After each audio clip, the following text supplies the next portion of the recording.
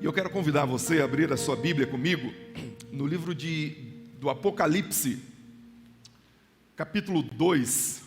Vou pedir para o pastor Maicon abaixar só um pouquinho, não sei se é só o meu retorno ou se os irmãos estão escutando muito alto, porque daqui a pouco eu começo a me empolgar e falo mais alto e aí você não vai aguentar. Então só mais um pouquinho. Amém. Acredito que agora está bem adequado. Antes de entrar, abra sua Bíblia no livro do Apocalipse, capítulo 2, nós leremos hoje a carta do apóstolo João, melhor, a carta de Jesus, escrita pelo amanuense João e destinada à igreja de Esmirna. Então, o capítulo 2, do versículo 8 até o versículo 11, nós leremos aí esses versículos. Mas antes de entrar na carta propriamente dito, é importante nós resgatarmos alguns conhecimentos ou conteúdos que estão na margem, a fim de termos a ideia, o ideário do que estamos tratando. Pois bem, nós estamos vendo essas 7 cartas, as sete cartas do Apocalipse, como sendo uma plataforma para as nossas vidas como igreja. Eu disse inicialmente que essas cartas formam um pacote fenomenológico, isto é, uma espécie de arquétipo de todos nós, um modelo de todos nós. Então, num certo sentido, todos nós individualmente temos algumas coisas destas igrejas. E todos nós coletivamente temos também algumas coisas dessas igrejas aqui constante nesses 2 capítulos, o capítulo 2 e o capítulo 3 do livro do Apocalipse. Então, estamos olhando para essas cartas não como algo longínquo, como algo pretérito, como algo que já passou e ficou numa geografia e no momento histórico, no recorte histórico antigo. Não, estamos olhando para esse momento e tentando exaurir, sorver daquilo que é a vontade de Deus para as nossas vidas no hoje, no século 21, como igreja do Senhor Jesus, no século 21. Nós vimos ali, então, no primeiro capítulo, a apresentação desse Cristo que fala com a igreja, e vimos todas as suas características, bem como as suas credenciais. Vimos também na entrada do segundo capítulo, na primeira carta à igreja de Éfeso, como ele se apresenta, as suas credenciais, e vimos o convite, o chamado, ou a exortação, no sentido de punição até aquela igreja, porque ela havia abandonado o seu primeiro amor. Então, o Espírito diz à igreja: lembra-te de onde caístes, arrepende-te e volta ao teu primeiro amor. Então, a exortação que nós tivemos naquele primeiro encontro, ou melhor, no encontro do domingo passado, foi um apelo à volta do primeiro amor. As paixões no sentido mais profundo dessa palavra, aquela paixão que tínhamos quando tivemos um encontro real com Jesus Cristo, e o manutenir, a manutenção deste amor, voltar às primeiras obras, voltar às primeiras coisas, como quem diz: agora que você já tem maturidade, agora que você já cresceu na fé, agora que você já caminha comigo, agora que você já viveu algumas vicissitudes e alguns percalços da vida, sim, volte ao primeiro amor, porque conhecer teologia, ser um cristão ortodoxo, é muito importante, é essencial, é imprescindível. Aliás, o profeta Oséias vai dizer que o povo perece, capítulo 4, verso 6, o povo perece por falta de conhecimento bíblico, e aquela igreja de Éfeso era uma igreja extremamente conhecedora do conteúdo bíblico. Porém, em algum momento da vida daquela igreja, entrou uma patologia, isto é, a sua virtude exaurida, esgotada, esvaziada de amor, se tornou uma patologia, se tornou uma doença. Então eles achavam que eram os bastiões da teologia e esqueciam do amor. Então, uma igreja ortodoxa sem amor não entendeu o que é ortodoxia. Ortodoxia é basear-se na palavra do Senhor, ter ela como o aio, mas essa palavra precisa prescindir de amor. O amor não conivente com o pecado, mas o amor que inclusive exorta, condiciona e muda o modo de ver do indivíduo que está em pecado. Então vimos esse contexto. Agora, vamos entrar nessa segunda carta desse livro. E essa segunda carta ela é muito interessante, porque se na primeira há uma exortação, há um encômio, há um elogio, porque o Senhor Jesus elogia a igreja pela sua firmeza doutrinária, mas há uma exortação séria, porque se eles não voltassem ao primeiro amor, a sanção é que seria tirado o candeeiro do meio da igreja, ou do lugar onde ele estava. Olha só que exortação forte. Aqui, nessa segunda carta, não há nenhuma exortação. não há nenhuma exortação e é uma igreja que está passando por um sem número de provações. Mas antes de entrar nos versículos que nós leremos daqui a pouquinho juntos, deixa eu fazer um catado histórico ou um catado contextual para que vocês entendam onde essa igreja está.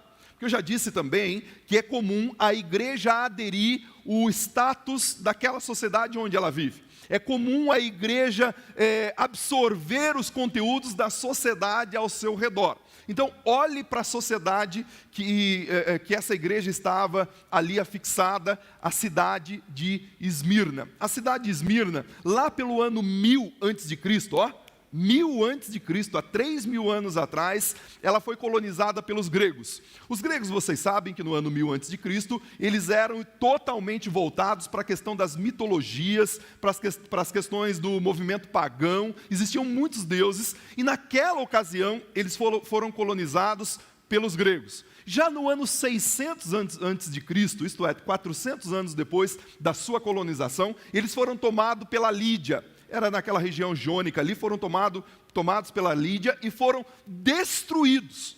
A cidade acabou, não existia mais cidade, apenas alguns povoados. E nesse ano de 600, mais ou menos antes de Cristo, essa cidade então morreu. Acabou-se totalmente, foi uma coisa avassaladora. Você que estudou conosco aqui o livro de Daniel, você vai lembrar mais ou menos o que está acontecendo nessa época histórica. No ano 605 a.C., lá no capítulo 7 do livro de Daniel, do versículo 4 em diante, vocês vão se lembrar comigo, aqueles que estiveram aqui. No ano 605 a.C., o movimento dominador do mundo era a Babilônia. Do ano 605 a.C. até o ano 539 a.C. Vocês lembram lá dos animais, do capítulo 7 do livro de Daniel? O primeiro animal era aquele animal portentoso, um leão, o rei da floresta com asas de águia, a rainha dos ares. E aí a Babilônia chega com velocidade, com poder e toma o mundo. Essa igreja está naquele contexto. A Babilônia toma o mundo, porém surge lá no ano 538 a.C. um outro reino dominador, os Medo-Persas, que era um conjunto de dois reinos que se levantaram para dominar a Babilônia. O animal descrito ali era um urso com 3 costelas de animal na sua boca. Você vai se lembrar disso. E esse urso, porque era um animal poderoso, um animal forte, as 3 costelas era a maneira com que esse reino tomava os outros reinos e acabava com os outros reinos. As 3 costelas eram o domínio que eles tiveram sobre o Egito, a Líbia e a própria Babilônia. Mas o que interessa para nós aqui é esse outro reino que vai chegar mais ou menos no ano 338 até o ano 331, que é o reino grego, capitaneado por Alexandre o Grande.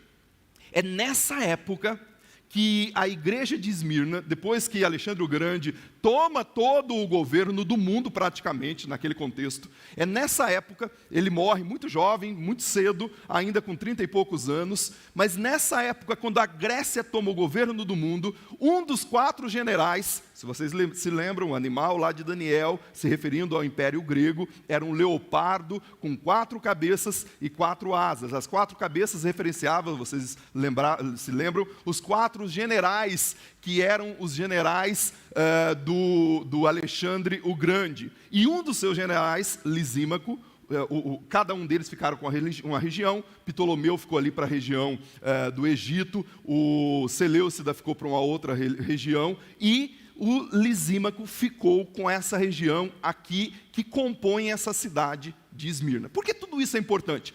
Porque esse homem, ele ressuscitou essa cidade. Ele reconstruiu essa cidade, ao ponto dessa cidade ser considerada a cidade mais bela e mais linda do mundo naquela ocasião. Os irmãos se lembram que nós falamos que a capital daquela província da Ásia Menor era Éfeso, mas essa cidade, a despeito de Éfeso, além de ter um número de habitantes bem próximo, mais ou menos 250 a 300 mil habitantes, naquela época, 2.000 anos atrás, ela era uma cidade linda. Era uma cidade maravilhosa. Dizem os historiadores que a cidade, as ruas da cidade eram feitas e compostas de maneira a formar uma coroa linda. A coroa, inclusive, era algo muito buscado nessa sociedade aqui, nessa cidade de Esmirna, porque era uma cidade linda, mas era uma cidade livre. Nesse ano de mais ou menos ali entre 200 e depois 196 a.C., só para que ainda dentro da história, nós vamos entrar no texto, mas dentro da história, 196 a.C., essa cidade linda e maravilhosa, mais ou menos com um tirocínio, e guarde aqui essa palavra, tirocínio é diferente de discernimento. Tirocínio é a capacidade que qualquer ser humano tem de raciocinar, filosofar e tomar as suas decisões. Então é comum a gente nós vermos pessoas com muito tirocínio e falar, nossa, que sabedoria, que discernimento. Não necessariamente. O tirocínio é essa capacidade. O discernimento é algo dado por Deus. Voltamos à questão da cidade. Eles tiveram um tirocínio em 196 a.C. e depreenderam que existia um movimento, que os reinos estavam se movimentando. Ainda o dominador do mundo era a Grécia, porém, eles fizeram lá naquela cidade, em Esmirna, um templo para a deusa Roma, para a adoração dessa deusa.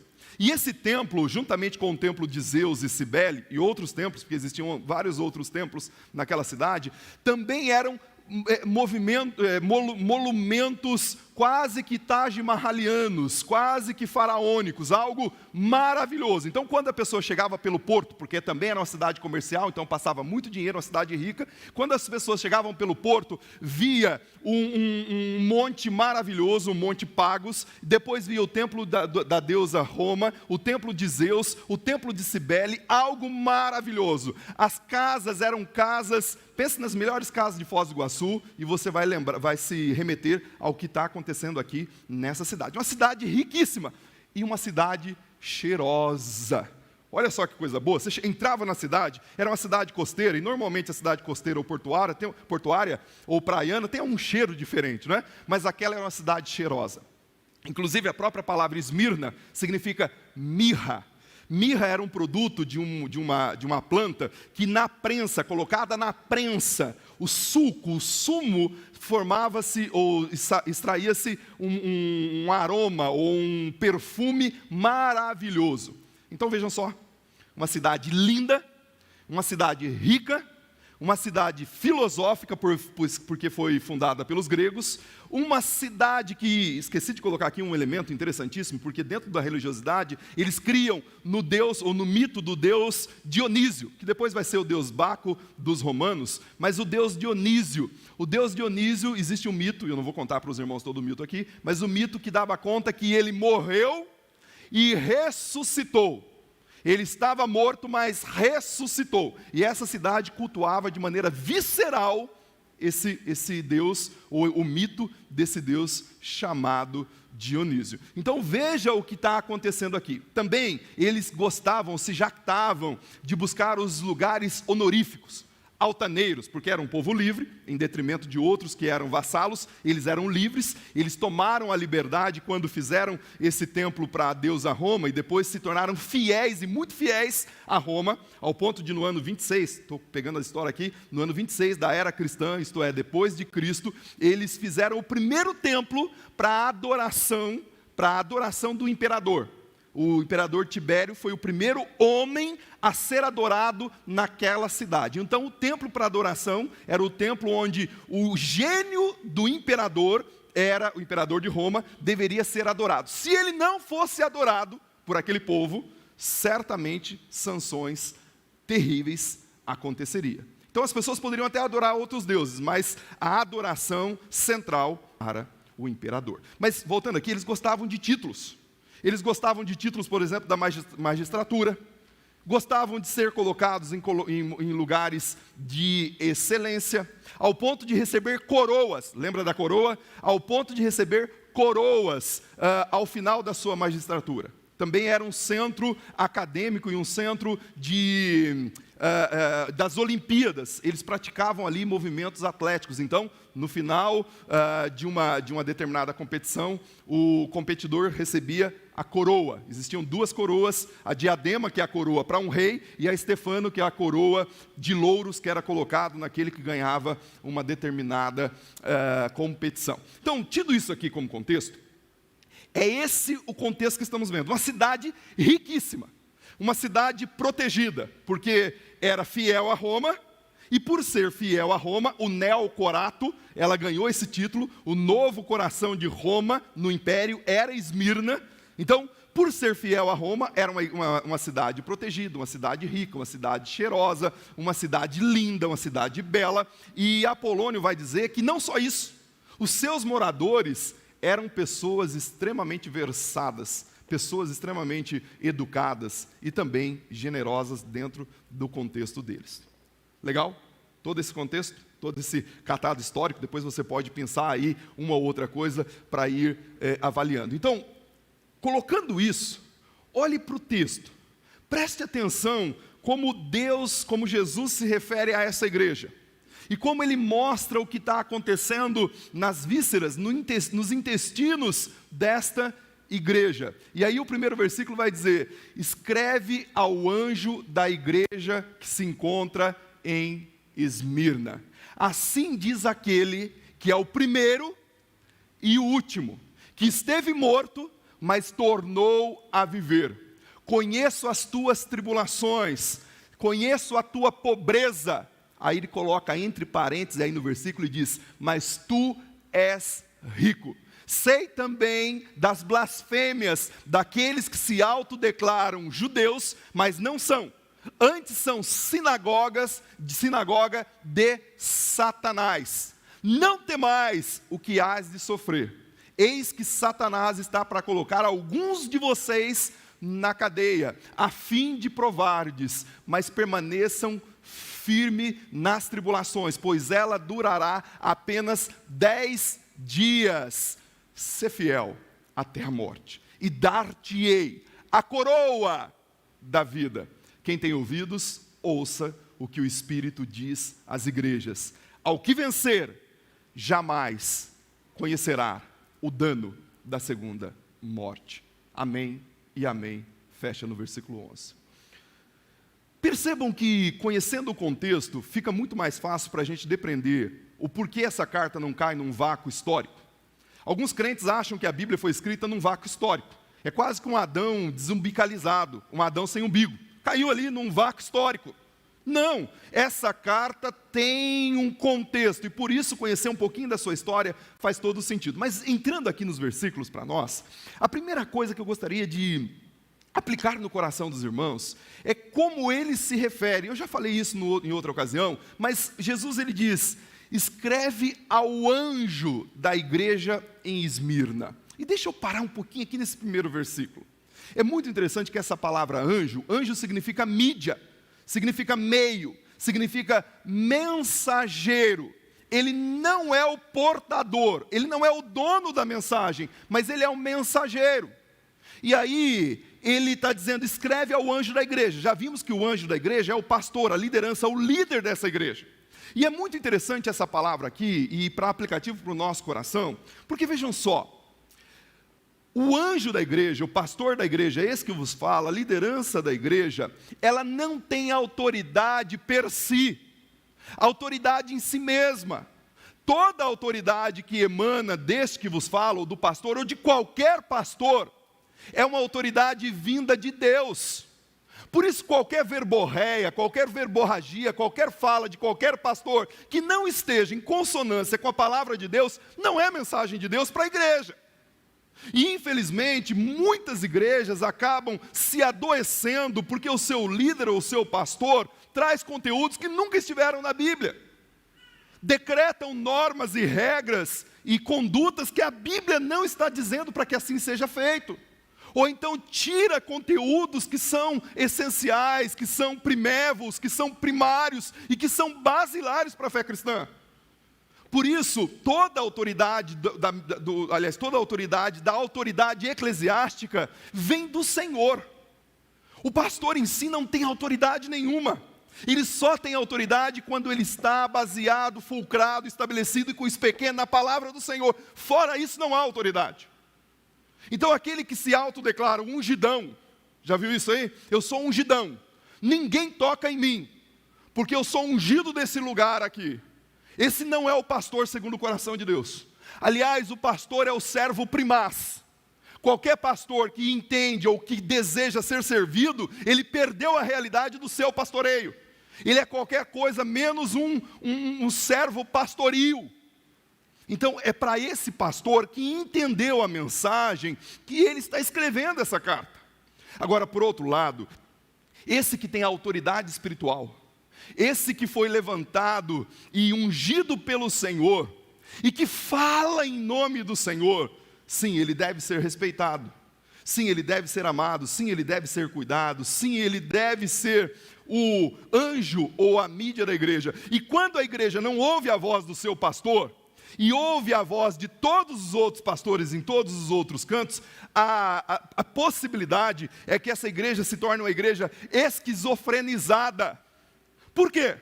Porque se eu pego um quantum de informação desse, que tem um contexto histórico, uma realidade histórica, e fala para a sua igreja local, pego a realidade do outro, lá do outro lado, que tem um contexto histórico, fala para a sua realidade, para a sua igreja local, do seu jeitão, e quero importar para aquilo que é a nossa comunidade de fé, a possibilidade de me tornar um sujeito esquizofrenizado, como uma cortina de fumaça, ou com uma cortina de retalhos, uma trouxa de retalhos, é muito grande. Então, quando a carta é escrita para esse anjo, a fim de que esse anjo depreenda essa palavra, viva essa palavra, torne conhecida essa palavra no seu coração, encapsule essa palavra no seu coração, como diz Salmo 119, versículo 9 e versículo 11, escondi a tua palavra no meu coração, para eu não pecar contra ti. Mas o esconderijo aqui não é um esconderijo hermético, é um esconderijo de ornamentar no meu coração. Então esse anjo deveria pegar essa palavra, esse que é ungido do Senhor, que merece o respeito, e ao mesmo tempo, eu como servo do Senhor, não toco ou não faço mal a esse anjo, não é porque tem medo do anjo, mas é porque esse anjo está falando em nome do Senhor, e quando eu toco nesse anjo, eu estou tocando no Senhor, e o rei Davi entendeu plenamente isso, quando falou de Saul.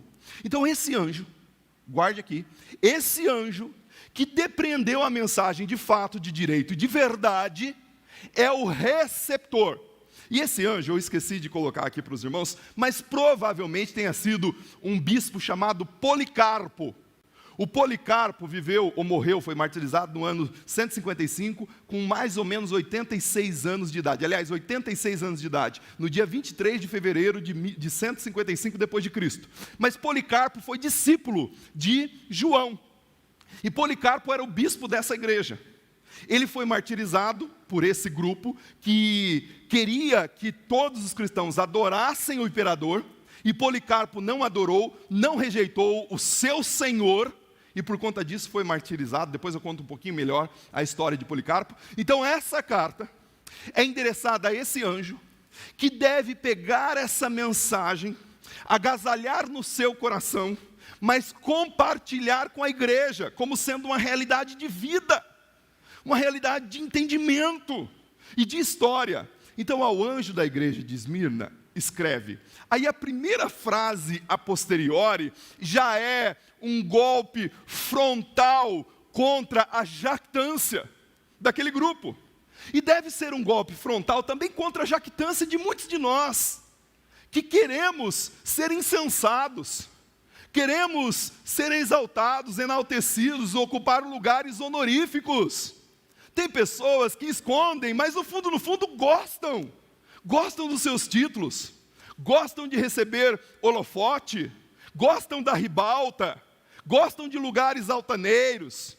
Irmãos, o que Jesus está dizendo aqui, eu sou o primeiro e o último, é o que ele disse lá em Isaías 46:6, eu, o Senhor de Israel, sou o primeiro e o último, antes de mim não houver e nem haverá Deus, é dizer o seguinte: olha, diante desse, que tem tudo antes do início e depois do fim, dá para entender? O tempo fora do tempo, o tempo que irrompe o espaço intersticial da matéria, sim, é esse, que é antes do começo e depois do fim. Diante desse, qualquer título honorífico é cortina de fumaça. É bobagem, não vale de nada. Eu sou o único que tem o domínio de todas as coisas. Eu sou o Deus Todo-Poderoso, o motor imóvel, lá de Aristóteles. O motor imóvel, a causa não causada, eu sou esse. É eu que sou esse que falo a essa igreja. Então essa mensagem, caindo no coração daquelas pessoas que entendiam bem o que estava acontecendo, fazia todo sentido. E para nós precisa também fazer sentido, irmãos. O nosso Deus é um Deus que tem o domínio e o controle de toda a história nas suas mãos. Ele é o Senhor de toda a glória. Ele é o Rei do universo. Nada, nem um nanomilímetro foge do seu controle. Porque se fugisse do seu controle, da sua onisciência, ele não seria Deus. Um nanomilímetro de conhecimento que fugisse da sua onisciência, ele não seria Deus. Uma fagulha de falta de poder nesse Deus, ele não seria todo-poderoso, então não seria Deus. Por isso, o nosso Deus é o primeiro e é o último. É esse Deus que você serve. É esse Deus que você serve. Mas aí, ele continua, o texto diz, estive morto. Tem alguns crentes que ainda continuam cultuando esse Jesus que esteve morto. Esse Jesus da sexta-feira da paixão, do martírio, da cruz, que ficou lá fixado naquela cruz. Tem algumas pessoas que vivem o cristianismo como se Jesus estivesse morto. Vivem um cristianismo choco, murcho, sem paixão, sem amor, sem visceralidade, sem entusiasmo, sem uma adoração verdadeira. Vivem como se fosse um automaticismo. Pastor Michael falou hoje pela manhã e eu gostei demais. Às vezes nós colocamos no piloto automático, cauterizamos a nossa consciência, mas esse não está morto. E porque ele vive, inclusive, o texto de Hebreus vai dizer que nós fomos batizados no óleo de alegria, não é de tristeza. Não, parece que alguns foram batizados, já falei isso outras vezes, no vinagre, não foi no óleo de alegria. Vivem carrancudos, taciturnos, cara fechada, coisa horrível, mas diante desse aqui, que esteve morto, mas tornou a viver, nós não temos o direito de vivermos uma vida pequena. E novamente percebam que aqui é um golpe frontal contra um mito de Dionísio, porque lá existia um que foi criado nesse interregno histórico, porque Deus é antes do começo e depois do fim. No interregno histórico, alguém criou um mito, criou um Deus, que não é um Deus verdadeiro. Então o que Jesus está dizendo é, eu sou superior, superno, muito mais superno, se é que isso pode existir, muito mais superno do que esse mito que vocês têm aí. Esse aí é uma configuração, um simulacro mental. Eu sou o real. Eu morri, mas eu ressuscitei. Eu passei pela sexta-feira da paixão, mas cheguei no domingo da ressurreição. E o brado de vitória é esse aqui dessa mesa. O brado de vitória é que o domingo da ressurreição aponta para a ressurreição e para a busca eterna, ou para o viver eterno daqueles que encontraram e tiveram um encontro e receberam Jesus como seu único e suficiente Salvador. Então aqui, ele diz, eu sou o primeiro e o último, eu sou o que estive morto, mas agora estou vivo, mas eu conheço as tuas tribulações, conheço a tua pobreza. Existem duas palavras no grego para pobreza. A primeira palavra é o pobre, que é aquela pessoa que tem trabalho braçal, que não tem um rendimento adequado das suas finanças. A segunda palavra é uma palavra muito mais voltada para aquele que é o paupérrimo, que não tem o que comer. É essa palavra que está sendo aplicada aqui. Aquele que está esquálido, aquele que não tem nem onde se alimentar. É essa palavra que Jesus está usando. Então ele está dizendo, eu conheço as tuas tribulações. Tribulação aqui é a ideia da prensa. Ser prensado, ser dinamizado numa prensa de dor. Sabe o que Jesus está dizendo para essa igreja, está dizendo para mim e para você? Ele está dizendo que a tribulação que você está passando, que nós estamos passando, não passa incólume, ou não passa oculta aos olhos de amor dele. Não, nenhuma tribulação. Deus é colecionador de lágrimas, inclusive as lágrimas que estão aí vertendo do seu rosto, Ele conhece a cada uma delas. E a tribulação, essa tribulação aqui, lembra lá de Romanos? Eu gosto tanto desse texto, Romanos capítulo 5, do 3 ao 5, ele diz: não somente isso, mas também nos alegramos nas nossas tribulações, na prensa.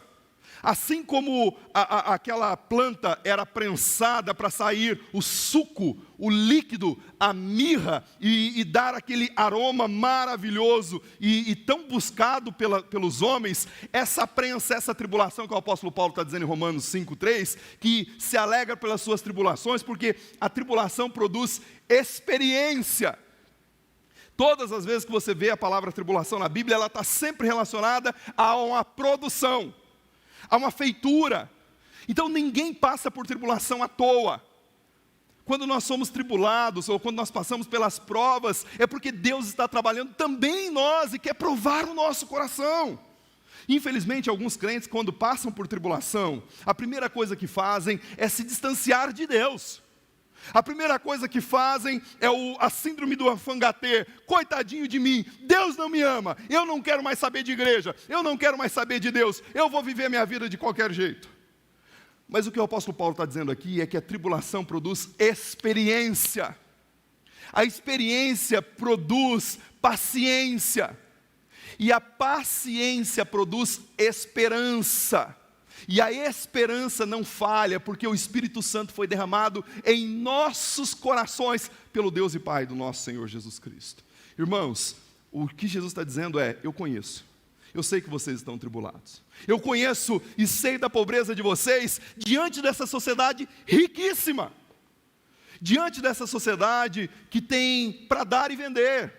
E você sabe por que esses irmãos aqui eram pobres? Eles eram pobres porque, na maioria dos casos, o fato de se converter a Cristo, viver uma vida com Cristo, tirava-lhes algumas oportunidades, ou as melhores oportunidades. Os melhores empregos não poderiam ser ocupados por cristãos, porque os cristãos estavam na contramão do Império Romano, do ponto de vista da adoração ao imperador, ao gênio do imperador. Então os irmãos não tinham trabalho. Os irmãos tinham as suas casas espoliadas, é o que vai dizer lá em Hebreus capítulo 10, versículo 34.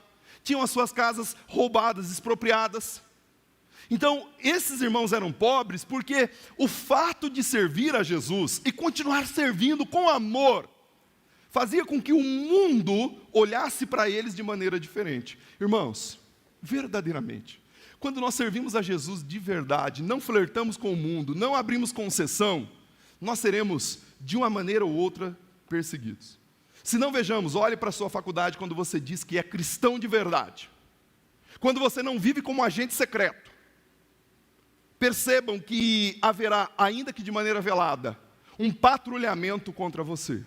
Lá na empresa, quando você fala que é cristão e vive como um cristão, porque falar que é cristão e viver de maneira diametralmente oposta a isso, não vai fazer diferença alguma. Mas quando você vive como cristão, quando o chefe chega e diz: olha, você precisa sonegar isso aqui, porque vai dar um lucro gigantesco, e você diz: não, você se posiciona, certamente algumas sanções nós sofreremos. Por isso, o que Jesus está dizendo aqui, eu conheço, eu sei que no meio aqui da PIB de Foz, eu sei que aqui no meio dos irmãos, aí na galeria, eu sei que existem tribulações, eu sei que existe pobreza, mas é interessante que lá em 2 Coríntios, o apóstolo Paulo vai dizer que Jesus Cristo, sendo riquíssimo, se fez pobre, e é a expressão do parêntese aí, do próximo versículo, dentro do versículo, ele diz: mas tu és rico. É rico porque a riqueza que você tem não é riqueza de ouro perecível, não foi comprado com prata ou ouro. A riqueza que vocês têm é uma riqueza espiritual, é a riqueza das bem-aventuranças. Bem-aventurados pobres de coração, os humildes de coração, porque deles serão o reino. Então essa riqueza não pode ser auferida com valores monetários. E aqui não tem nenhum problema você ser rico, pelo contrário, amém, aleluia, Deus continue te abençoando e dando riqueza. Mas o fato é que a riqueza, contrário à teologia da prosperidade de hoje e à teologia dos judeus, naquele contexto, a riqueza não aufere a mão de Deus apenas. Não são apenas os ricos que são abençoados pelo Senhor. Os pobres, nesse sentido, que não flertam com o mundo, também são abençoados. E o texto vai continuar: conheço a sua tribulação, conheço a sua pobreza, eu sei o que você está vivendo, e conheço também, sei que há um grupo de maldizentes, isto é, aqueles que blasfemam, que se dizem judeus. Entenda aqui, se dizem judeus, se autoproclamam judeus, mas não são. Só para que os irmãos entendam aqui. O que Jesus está mostrando é mais ou menos o que está acontecendo lá em João capítulo 10, versículo 44. Depois vocês leiam em casa. 10:44, Jesus vai dizer que quando esses falam a mentira, eles falam o que é próprio, porque eles são filhos do pai da mentira, que é Satanás. Mas esses que se dizem judeus, significa dizer, olha, eles estão se colocando numa posição ou numa postura de povo de Deus, o povo da linhagem de Abraão, mas eles não são mais o povo de Deus, porque eles são blasfemos, eles são caluniadores. Inclusive esse grupo aqui era um grupo muito rico, o grupo dos judeus, um grupo muito rico aqui em Esmirna. Eles deram uma fortuna de 10.000 denários quando eles estavam ornamentando a cidade, a fim de ornamentar aquela cidade. Um grupo muito rico. E começavam a caluniar os irmãos, falar mal dos irmãos da igreja. Porque em falando mal dos irmãos da igreja, os cristãos, o cristianismo ia, em tese, morrer. Então os judeus caluniavam, os judeus blasfemavam. E sabe o que eles diziam? Rapidinho, só para você saber. A primeira coisa que eles diziam era assim: veja só, esse povo é um povo que pratica antropofagia, é um povo canibal, baseados na ceia do Senhor. Porque na ceia do Senhor, o que nós falamos que fazemos? 1 Coríntios 11, 23. Comer o corpo ou o pão e tomar o sangue, que é o vinho. Então eles pegavam esse conteúdo e diziam assim: olha, veja só, esse povo é um povo canibal. Então essa era a primeira acusação. A segunda acusação é que era um povo desordeiro, um povo que praticava orgias, porque a ceia do Senhor era feita numa festa chamada festa do ágape. O apóstolo Pedro vai dizer no capítulo 5, versículo 14 da sua primeira carta, que era para os irmãos se beijarem ou se relacionarem com ósculos de amor. A palavra amor e a festa do ágape, amor, significava a ideia ali do eros, desse amor desordenado para esse grupo de pessoas. Então, era um grupo de pessoas que praticavam orgias, não é legal. Mas também era um grupo de pessoas ateias. Eles diziam que os cristãos eram ateus. Por quê? Num cenário de uma miríade de deuses, eles adorarem um só, significava ser ateu. Então, eram ateus. E por fim, eram um povo que eram incendiários. Lembra o sermão de Pentecostes, onde o apóstolo Pedro prega, 3.000 pessoas se convertem, e lá ele diz: haverá um momento do juízo final, e essa terra será consumida em fogo. Aliás, em 64, dia 18 de julho de 64, depois de Cristo, Nero colocou a culpa nos cristãos, depois de atear fogo em Roma, lá no ano 64, justamente por isso, por conta desse discurso dos cristãos, dos últimos dias, a terra seria consumida. Então, as blasfêmias e as calúnias caminhavam nessa direção, e mais, que esse povo se insurgiria contra o reino, porque eles tinham outro rei. O Quírios deles não era o César, o Quírios deles era Jesus. Então Jesus está dizendo o seguinte: eu sei que aí tem esse grupo, e tem mais, também sei que vocês precisam permanecer firmes. Irmãos, e essa palavra aqui, permanecer firme, é a ideia, permaneçam firmes, especialmente, não temam quanto ao que haverá de sofrer, e permaneçam firmes. A ideia aqui é: permaneçam firmes comigo, esteja comigo, porque eu sei o que é sofrer, diria Jesus. Eu passei pela moenda do Getsemane. Essa moenda que vocês estão passando aí, eu passei no Getsemane. Eu sei o que é dor, eu sei o que é sofrimento. Então, fiquem firmes e não temam, se afixem a mim, se abracem a mim, vivam comigo e vocês passarão. Não temam, as dificuldades virão, As tribulações virão, o Covid-19 pode continuar até com variações, outras doenças podem vir, crise financeira, crise econômica pode vir, crise na família pode vir, mas não temas, eu estou com vocês, sou eu que estou com vocês, a noite mais escura da alma não poderá submergir aquele que está fixado em Cristo, é isso que ele está dizendo, não temas. Não temas, porque o choro pode durar uma noite, Salmo capítulo 30, versículo 5, mas a alegria vem pela manhã. Então não temas, continue nessa direção, continue firme, igreja em Esmirna, continue firme, Pive Foz, diante de qualquer tribulação, dessa moenda, dessa dor, dessa dificuldade, não temas, continue. Irmãos, como é lindo ver pessoas que passam pela vida, e alguns parecem que é um ministério, eles passam pela vida, sofrem, e aí você olha para eles e diz, meu irmão, mas o que está acontecendo? E ele fala, está tudo bem, está doendo? Está difícil? Está. Eu queria uma outra realidade? Poderia até querer, mas o meu Deus está comigo nessa dor. E é isso que nós precisamos, irmãos, depreender o Cristo vivo, mesmo nas nossas dores, mesmo nas nossas dificuldades. O irmão Carlinhos está lá hospitalizado, sofremos, família sofre, mas nós continuamos crendo no nosso Deus. É Ele quem nos dá a vitória, nos deu, nos dá e nos dará. E é Ele que está cuidando do nosso querido e amado irmão. Então não temas. Estão caluniando você? Estão mentindo ao seu respeito? Estão falando mal de você? Estão te colocando contra outras pessoas? Não temas. Não temas. Apenas fique firme com o Senhor. O resto é rebotalho. O resto, o Senhor é quem cuida.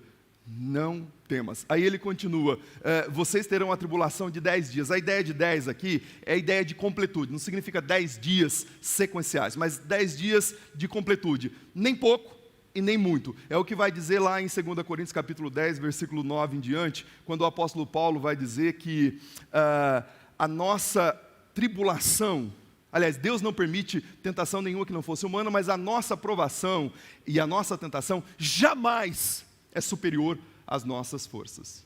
As nossas tribulações são condizentes com aquilo que é a nossa resiliência quando estamos no Senhor. Então você está passando por tribulação? Você está achando que não dá mais? Creia, dá. Dá, o Senhor está com você.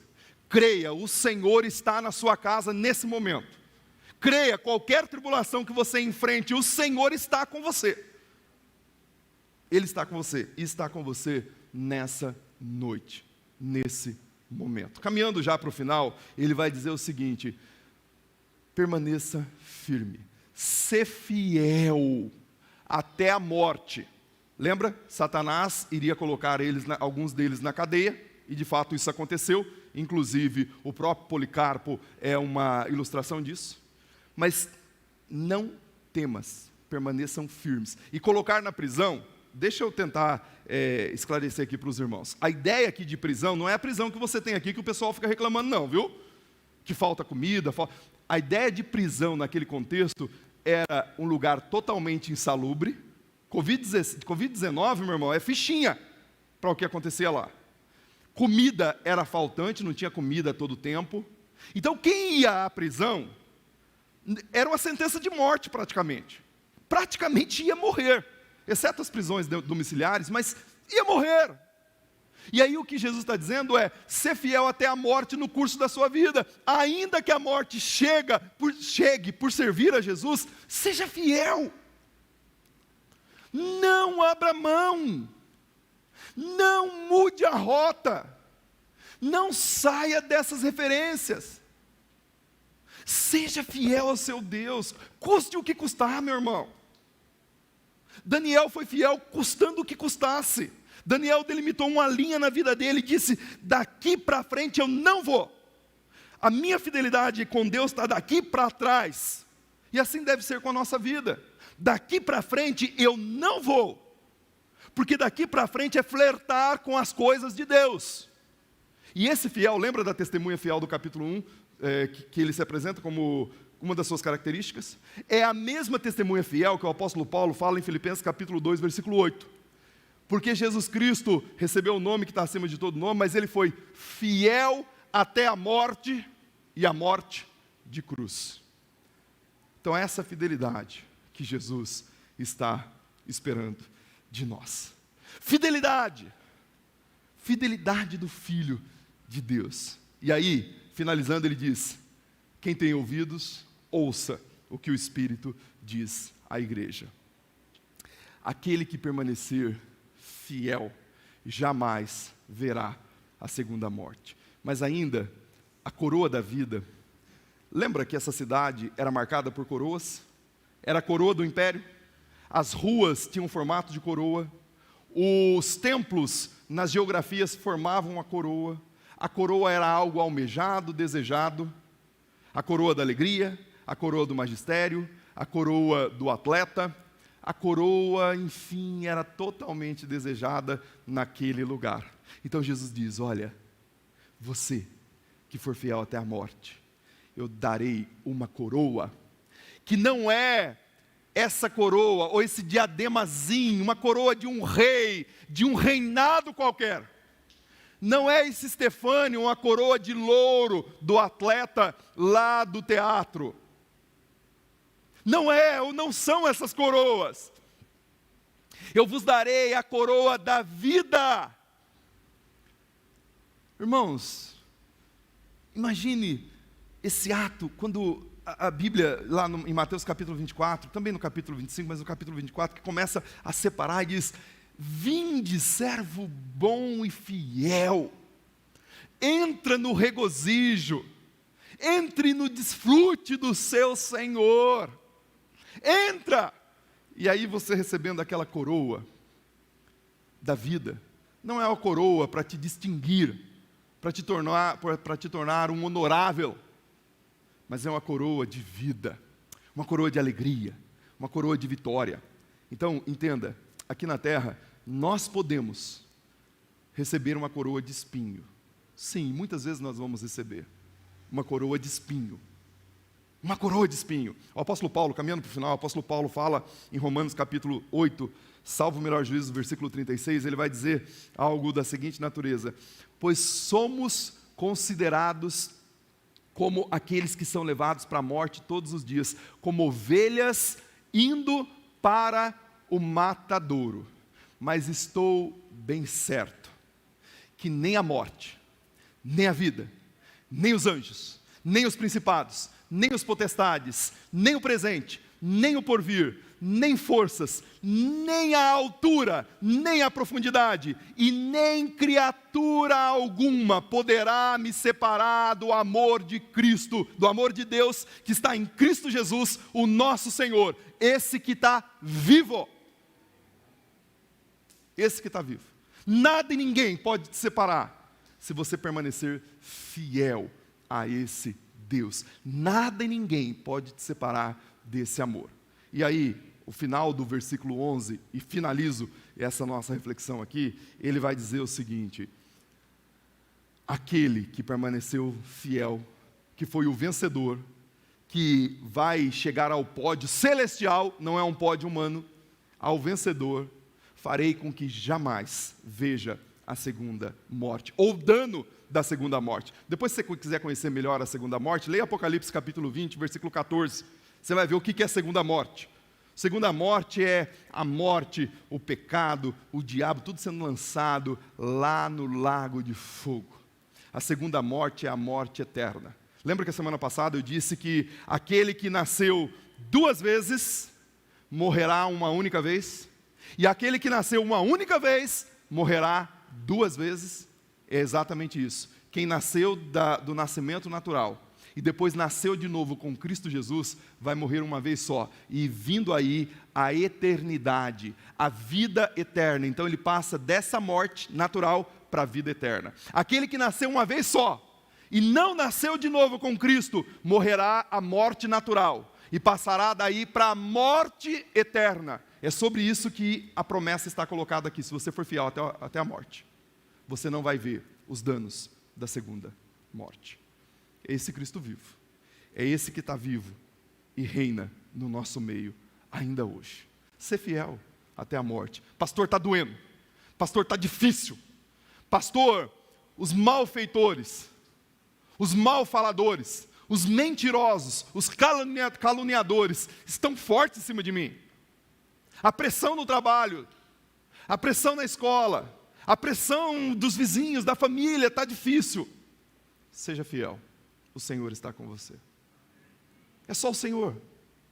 Irmãos, se nós não formos fiéis ao Senhor, e essa mensagem, essa igreja entendia muito bem, porque a cidade era uma cidade fiel a Roma. E aí ele está dizendo, assim como a fidelidade de Esmirna para Roma ultrapassa todas as coisas, a fidelidade de vocês para comigo também precisa ultrapassar. No contexto do Policarpo, comecei a história dele, o imperador disse a ele, negue o seu Cristo, e aí você não vai morrer. E aí conta a história, que ele disse, há 86 anos, ele só tem me feito bem, jamais blasfemaria, ou negaria o meu Cristo, sou fiel até a morte. E a história vai contar que ele foi queimado, e a fogueira o queimou, e ele declarava de forma retumbante, o Senhor, o meu Cristo, sou fiel até a morte. Que seja essa a nossa experiência de fidelidade. Uma igreja que tem o Cristo vivo, não morto. A PIBFOS precisa, aliás, nós já entendemos isso, mas precisamos viver cada dia mais. O nosso Cristo está vivo e não morto. Amém? Feche sempre aquele abraço pessoal, porque não podemos chegar perto e abraçar.